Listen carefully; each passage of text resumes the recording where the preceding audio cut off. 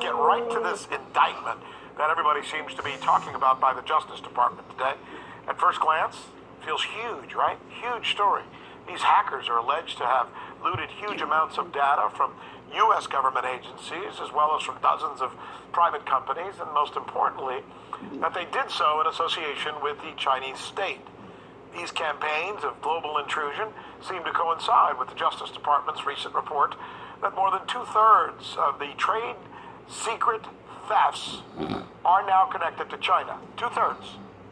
For more on this, we're going to bring in our NRS correspondent, Michelle Greenstein, who's been trying to look into this all day today. And there's there's an awful lot of moving parts. Try and put in perspective for us why the United States is doing this at this particular time, this very aggressive tone that they're taking. Right, this really goes in line with like the broader narrative that the reason China is ahead of us is because they're stealing our intellectual property, which is one of the accusations in this indictment, in today's indictment.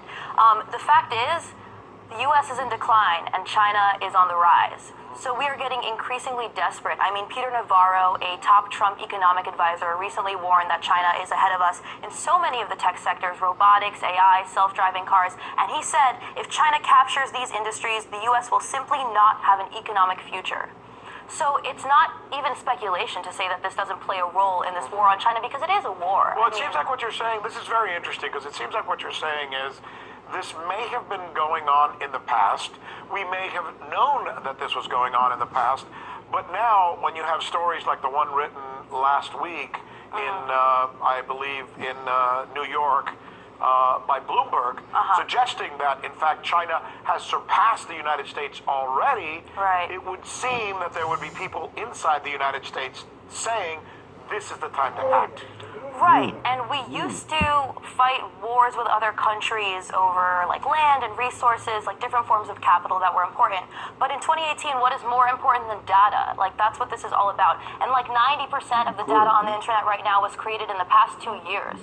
So data is playing an increasingly and escalating like role in the society. The world is just getting more and more digital. So the importance of this like technological Cold War really can't be overstated. But let's be clear about something, and I think it's incumbent upon us to make this statement. If the Chinese, in a widespread way, have in fact been hacking U.S. companies, stealing trade secrets, and harming American companies and American agencies economically, they deserve to have the book thrown at them. Sure, but there's a difference between harming us economically through theft and harming us economically because they're out-competing us. Like, we let China into the WTO in 2001 because there was an understanding that we would get rid of this communist ideological rival, there would be an internal capitalist takeover of China, and our multinationals got a lot out of that deal. It was a playground for us. It was amazing. Now, Chinese companies, which, yes, are supported by the Chinese state, are growing increasingly powerful, and the Chinese Communist Party has done the opposite of weakened, and our economy is actually growing weaker.